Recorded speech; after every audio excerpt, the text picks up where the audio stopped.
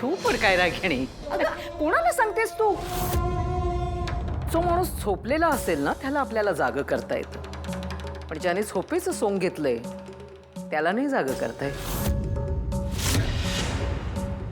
माझ्या बिचाऱ्या वहिनीचं तसं झालेलं आहे. तिने ना डोळ्यावर पट्टी ओढून घेतलेली आहे, त्यामुळे समोर लख प्रकाश जरी पडला ना तरी तिच्या समोर मात्र अंधारच आहे.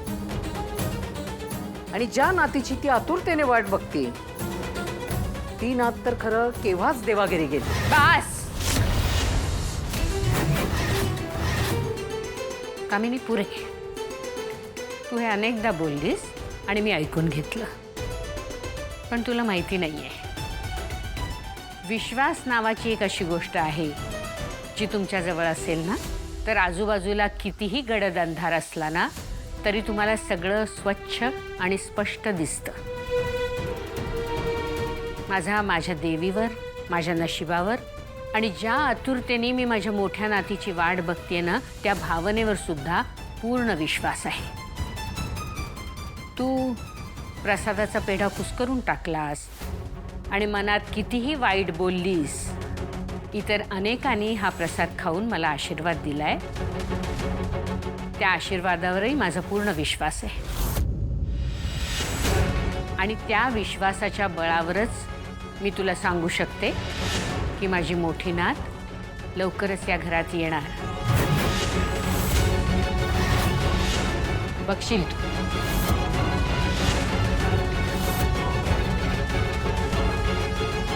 वहिनी,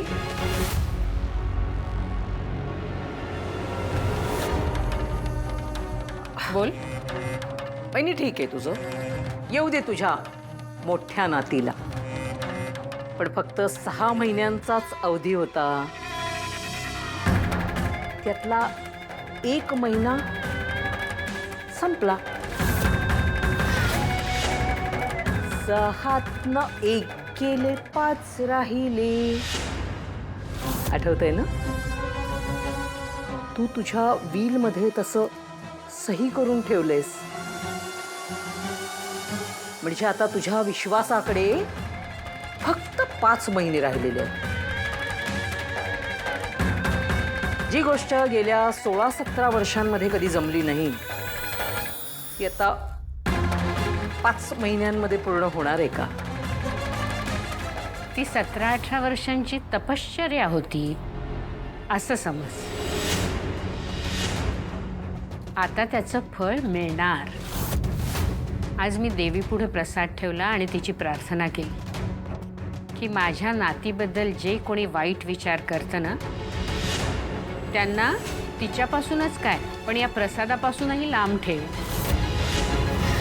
आणि बघ ना, तुझ्या हातात प्रसाद येऊन सुद्धा तू खाऊ शकली नाहीस. हा संकेतच दिला देवीने. त्यामुळे आता माझ्या नातीला या घरात येण्यापासून कुणीच रोखू शकत नाही.